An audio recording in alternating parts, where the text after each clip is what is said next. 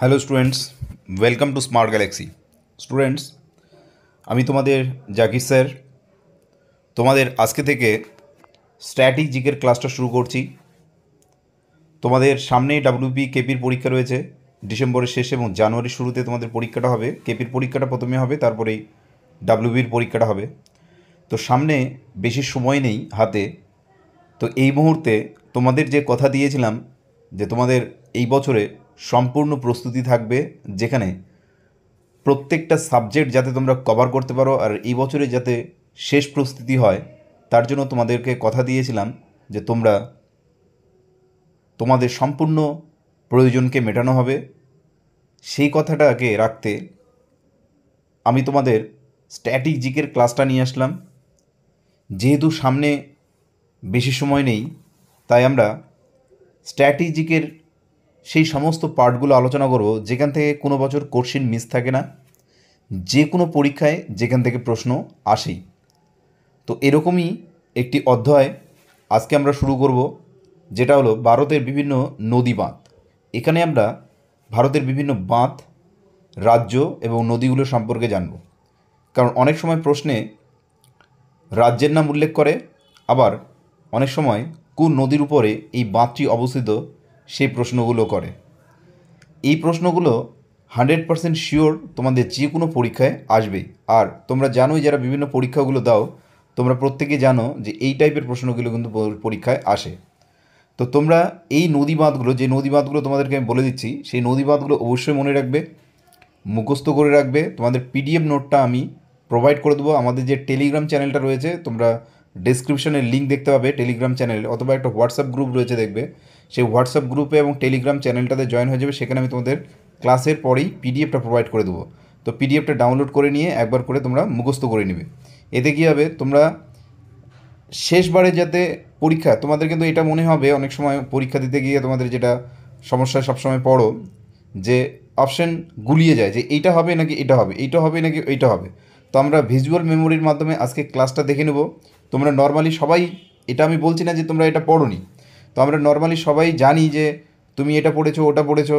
এমত অবস্থায় তুমি যদি ভিজুয়ালি, অর্থাৎ যে এখন যে ভিডিওটা দেখছো, এখন ভিজুয়ালি যখন তুমি দেখবে বাঁধটার নাম সহ, তুমি যখন দেখবে যে বাঁধটা কোন রাজ্যে অবস্থিত এবং বাঁধটা কোন নদীর তীরে অবস্থিত, যখনই তুমি দেখে নিবে, তখন কী হবে, সেখান থেকে তোমার একটা ভিজুয়াল মেমোরিটা পরীক্ষায় গিয়ে কাজ করবে।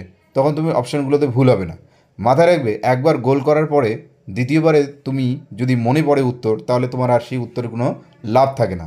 অতএব যে পড়াটা তুমি পড়বে, সেই পড়াটা যাতে স্ট্রং পড়া হয়, যে পড়াটা যাতে ভালো পড়া হয়, তার জন্যই তোমাকে সেই পড়াটাকে আরও বেশি বেশি করে পড়তে হবে। তোমাদের জিকে ক্লাসটা স্টার্ট করার আগে এতগুলো কথা বলছি, স্ট্র্যাটেজিকের বিষয়টা আলোচনা করার আগে এতগুলো কথা বলছি, কারণ আজকে প্রথম ক্লাস। তো তোমাদেরকে বিষয়টা জানানো অত্যন্তই জরুরি।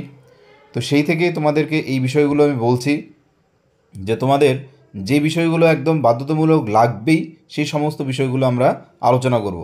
তো আজকের যে প্রথম টপিকটা থাকছে, সেটা হচ্ছে ভারতের বিভিন্ন নদী ও বাঁধ সমূহ।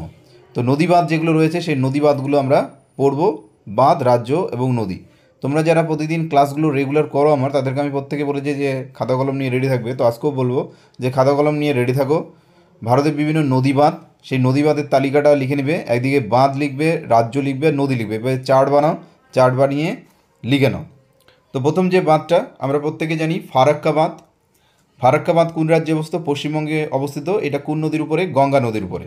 দেখো, ফারাক্কা বাঁধ হচ্ছে, পরীক্ষায় আরেকটা কনফিউশন হয় যে মুর্শিদাবাদ নাকি মালদহ জেলাতে ফারাক্কা বাঁধটি অবস্থিত। তো দেখো, মালদা এবং মুর্শিদাবাদ উভয় জেলাকে নিয়ে অবস্থিত এটি, কারণ মালদা এবং মুর্শিদাবাদ জেলাকে ভাগ করেছে গঙ্গা নদী, আর গঙ্গা নদীর উপর নির্মিত ফারাক্কা বাঁধটি। 1975 সালে এই বাঁধটি সর্বসাধারণের জন্য খুলে দেওয়া হয়, যদিও কাজ কয়েক বছর আগে, অর্থাৎ 1961 সালে শুরু হয়েছিল। ফারাক্কা বাঁধ কবে খুলে দেওয়া হয়, এটা নিয়েও প্রশ্ন আসে। তো এটাও মনে রাখবে, 1975 সালে 21শে এপ্রিল বাঁধটি সর্বসাধারণের জন্য খুলে দেওয়া হয়। ফারাক্কা বাঁধের দৈর্ঘ্য হচ্ছে 2240 মিটার, প্রায় 7350 ফুট লম্বা। বাঁধটি মনে রাখবে হিন্দুস্তান কনস্ট্রাকশন কোম্পানি তৈরি করেছিল। এখান থেকে তাপবিদ্যুৎ কেন্দ্রও তৈরি করা হয়েছে। হুগলি নদীর নাব্যতাকে বজায় রাখার জন্য, হুগলি নদীর জলের ভারসাম্য বজায় রাখার জন্য ফারাক্কা বাঁধ নির্মিত হয়েছে। পরীক্ষায় প্রশ্ন আসে যে ফারাক্কা বাঁধটি কেন নির্মাণ করা হয়, তো মনে রাখবে যে হুগলি নদীর জলের ভারসাম্য বজায় রাখার জন্য। এখান থেকে জলবিদ্যুৎ উৎপন্ন করা হয়।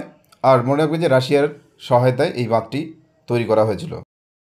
নেক্সট ভেরি ইম্পর্ট্যান্ট, মাইথন বাঁধ, এটি ঝাড়খণ্ড রাজ্যে অবস্থিত আর বরাকর নদীর উপরে নির্মিত। এটা কিন্তু মুখস্থ রাখবে, মনে রাখবে।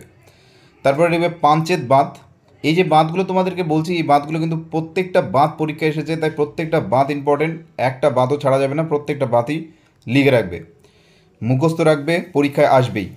পাঞ্চেত বাঁধ এটা ঝাড়খণ্ড রাজ্যে অবস্থিত আর এটা দামোদর নদীর উপরে নির্মিত। নেক্সট হীরাকুদ বাঁধ, এটা উড়িষ্যা রাজ্যে অবস্থিত, মহানদীর উপরে নির্মিত। তারপরে ভেরি ইম্পর্টেন্ট, পরীক্ষায় আসে যে ভারতের উচ্চতম বাঁধ কোনটি, তোমরা ভাবে তেহরি বাঁধ হলো ভারতের উচ্চতম বাঁধ। এটি উত্তরাখণ্ড রাজ্যে অবস্থিত, ভাগীরথী নদীর উপরে নির্মিত। ভাগীরথী নদী এবং অলকানন্দা নদী এসে যুক্ত হয়ে মনে রাখবে যে গঙ্গা নদী তৈরি হয়, এটা হলো প্রয়াগ, দেবপ্রয়াগ। কতগুলো প্রয়াগ আছে, কোথায় সঙ্গম স্থল রয়েছে, তা আমরা নেক্সট ভিডিওতে অবশ্যই দেখব। নেক্সট ভেরি ইম্পর্টেন্ট, ভারতের অন্যতম দীর্ঘতম বাঁধ সেটা হলো ভাকরা নাঙ্গাল বাঁধ, যেটা পাঞ্জাব রাজ্যে অবস্থিত, এটি শতুদ্র নদীর উপরে নির্মিত। তারপরে মনে রাখবে নাগার্জুন সাগর বাঁধ, যেটা অন্ধ্রপ্রদেশ রাজ্যে অবস্থিত আর এটা কৃষ্ণা নদীর উপরে নির্মিত। নেক্সট সর্দার সরোবর বাঁধ, যেটা গুজরাট রাজ্যে অবস্থিত, এটা নর্মদা নদীর উপরে নির্মিত। নাথপা ঝাঁকরি বাঁধ, পরীক্ষায় আসে নাথপা ঝাঁকরি বাঁধ নিয়ে, তো এটা মনে রাখবে হিমাচল প্রদেশে অবস্থিত, এটা শতুদ্র নদীর উপরেই নির্মিত। ভবানী সাগর বাঁধ যেটা, সেটা হলো তামিলনাড়ুতে অবস্থিত আর এটা ভবানী নদীর উপরে নির্মিত। ভেরি ইম্পর্টেন্ট, মনে রাখবে মেত্তুর বাঁধ, মেত্তুর বাঁধ তামিলনাড়ুতে অবস্থিত আর এটা কাবেরী নদীর উপরে নির্মিত। কৃষ্ণরাজ সাগর বাঁধ, কৃষ্ণরাজ সাগর বাঁধ, এটি কর্ণাটক রাজ্যে অবস্থিত আর এটা কাবেরী নদীর উপরে নির্মিত। ভেরি ইম্পর্টেন্ট, রিহান্দ বাঁধ, রিহান্দ বাঁধ উত্তরপ্রদেশে অবস্থিত, এটা রিহান্দ নদীর উপরে নির্মিত।